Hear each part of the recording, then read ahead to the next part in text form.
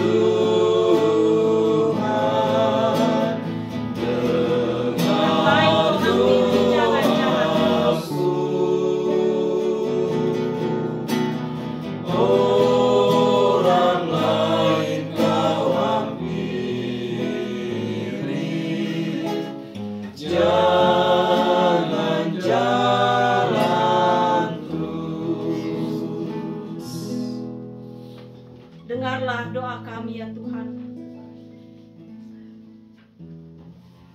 Lihatlah isak tangis kami.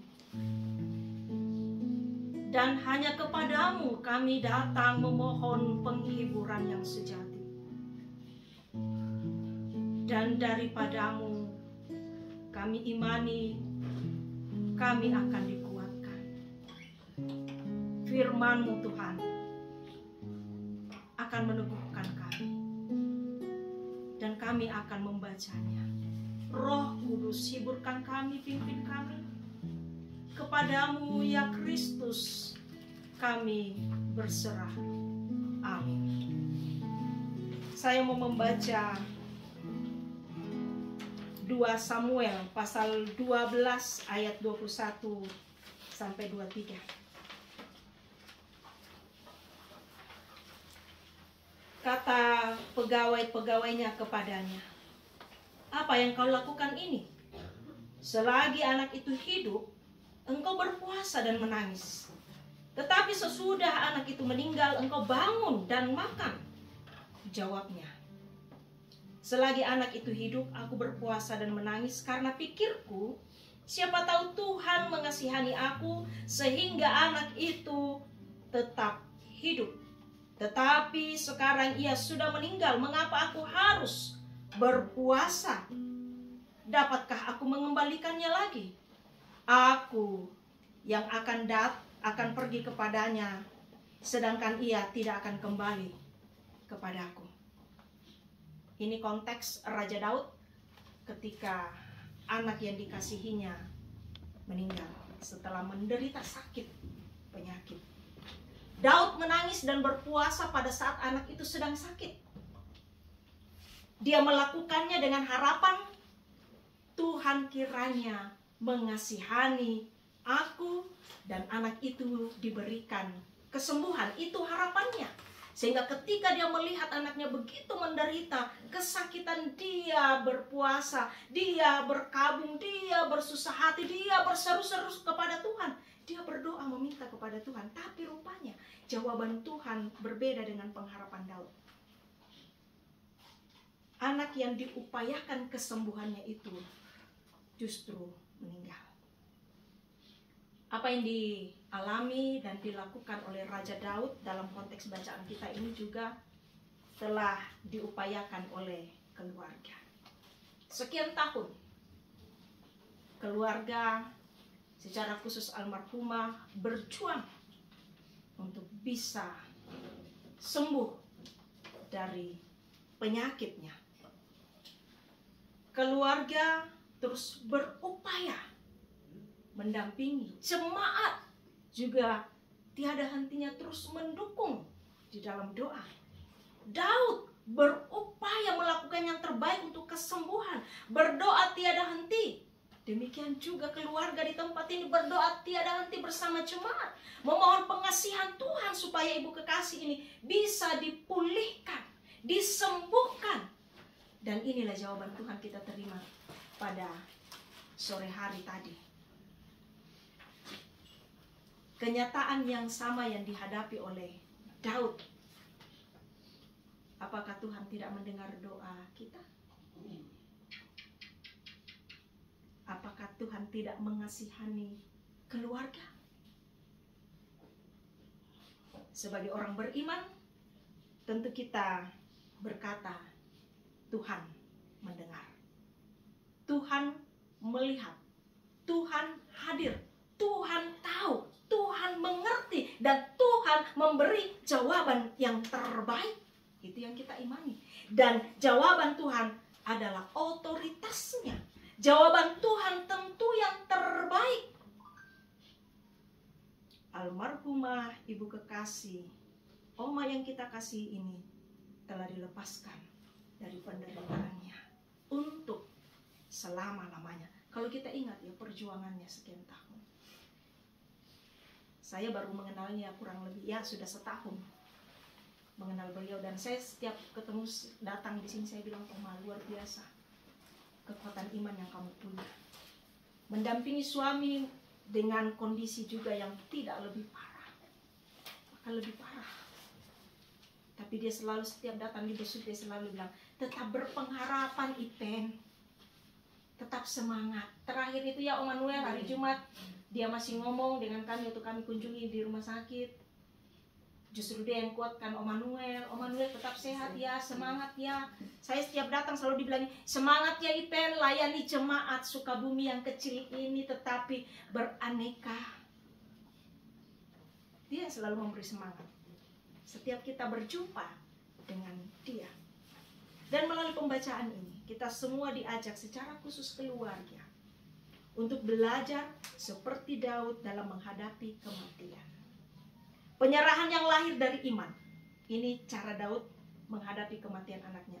Penyerahan yang lahir dari iman. Ketika anaknya meninggal, Daud melakukan hal yang tidak biasa dilakukan orang yang kehilangan.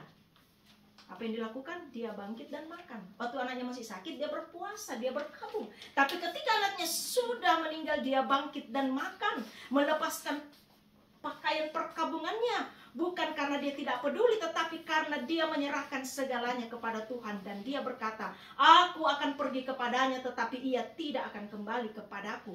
Ini adalah sebuah pengakuan iman bahwa suatu hari mereka akan bertemu kembali dalam kekekalan. Itu yang menguatkan Daud, menghiburkan Daud, menerima jawaban Tuhan untuk kematian anaknya.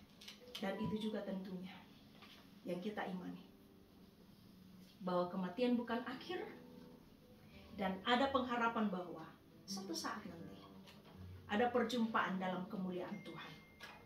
Karena itu bagi segenap keluarga, Esar bersama saudara-saudara, bahkan kita sekalian yang ada, teguhkan hatimu. Kita akan berjumpa kembali dengan orang yang kita cintai ini di dalam kemuliaan Allah. Amin. Satu pujian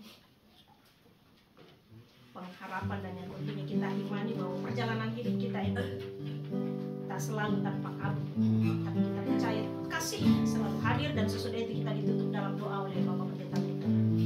Jalan hidup tak selalu tanpa kabut.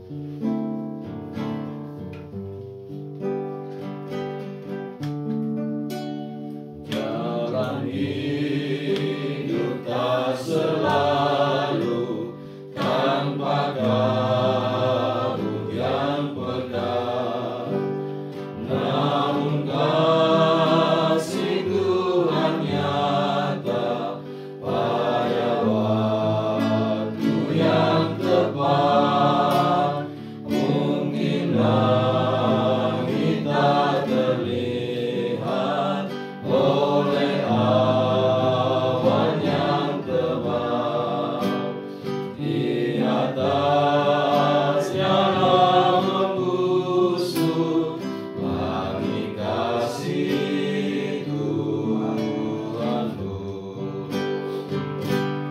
Habis hujan tampak pelangi, bagai janji yang teguh, di balik duka menanti langit kasih Tuhanmu.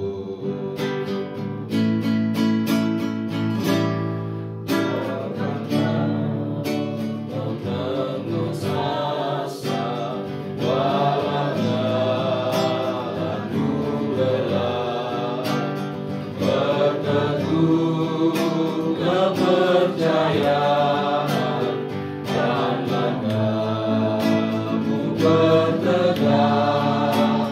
Tuhan itu ada kasih, itulah penghiburmu. Di atas luka bercahaya, bagi kasih Tuhanmu. Habis hujan tampak pelangi, bagai janji yang teguh, di balik duka menanti langit kasih Tuhanmu. Mari kita berdoa. Ya Tuhan, Allah pemilik seluruh kehidupan kami, Tuhan yang memberi, Tuhan yang mengambil. Terpujilah nama Tuhan. Bapa dalam sorga, kami mohon penghiburan-Mu untuk Bapak Luther Tombilangi, untuk anak-anak, menantu, cucu, dan keluarga besar yang sudah hadir malam hari ini maupun esok hari yang masih akan menyusul. Tuhan, anugerahkan kepada keluarga kesehatan, damai sejahtera, dan sukacita di tengah kedukaan ini, karena teladan iman dari almarhumah yang dengan hormat kami sebutkan namanya, Ibu Paulina Gasong, sungguh menjadi teladan bagi kami keluarga dan jemaat. Sehingga memang ada rasa duka yang mendalam, tetapi juga ada sukacita karena almarhumah pulang ke rumah Bapa dengan iman dan pengharapan yang teguh, dengan kesetiaan, dan beliau selama hidup menggunakan seluruh waktunya melayani Tuhan, menjadi berkat bagi jemaat, bagi keluarga, bagi tetangga di sekitar. Oh Tuhan, hiburkan kami semua dalam kasih-Mu. Kami menyerahkan malam istirahat kami ini supaya kami dapat beristirahat dengan baik. Dan esok hari Tuhan memberikan kami hidup baru, semangat baru, pelayanan baru. Dan kami menyerahkan besok pelayanan ibadah penghiburan dan rencana lusa ibadah pemakaman di dalam pengasihan Tuhan.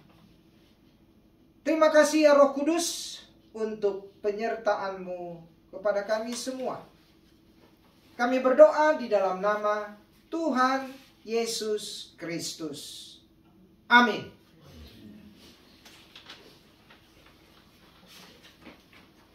Ya, besok ibadah penghiburan jam 5 kami sampaikan ke keluarga. Besok kita ibadah bersama dengan jemaat di tempat ini, bersama dengan keluarga, dan rangka penghiburan jam 5 sore biasanya.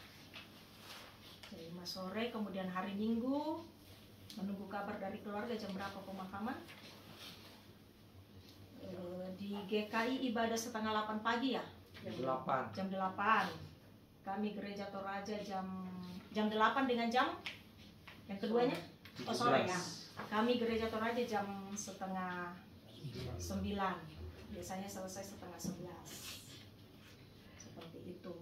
Itu informasi. Tadi memang saya dihubungi keluarga, katanya mau ibadah pemakaman hari Minggu. Saya coba menawar, kita nggak ibadah pemakaman hari Minggu. Ya, Ibu Bina tahu konteks kita gereja Toraja, tapi dengan kondisi dan konteks keluarga tadi disampaikan. Kemudian saya bilang oke, saya ngomong dengan gereja GKI, kami baku atur pelayanan karena almarhumah bersama dengan Opa keluarga di tempat ini pelayanan dan dilayani oleh gereja Toraja dan GKI di Sukabumi. Jadi kalau ibadah di sini juga kita kerjasamain. Makanya untuk pelayanan esok dan hari Minggu, kemungkinan kalau ibadah hari Minggu itu akan dilayani GKI dalam rangka pemakaman. Seperti itu. Soalnya tadi saya komunikasi juga ke klasis, ke sinode, gimana ini, saya temu kondisi seperti ini, dan saya menerima masukan-masukan, kemudian saya bicarakan dengan Pak Pendeta Luther, Tuhan tunjukkan jalan keluar yang terbaik. Seperti itu. Jadi besok kita ibadah jam 5 sore, dan untuk pemakaman kita tunggu info dari keluarga, mungkin besok bisa kita sampaikan lagi. Seperti itu.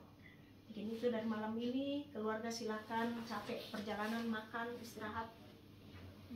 Jemaat ada siapin makanan. Mereka ada bawa makanan di luar.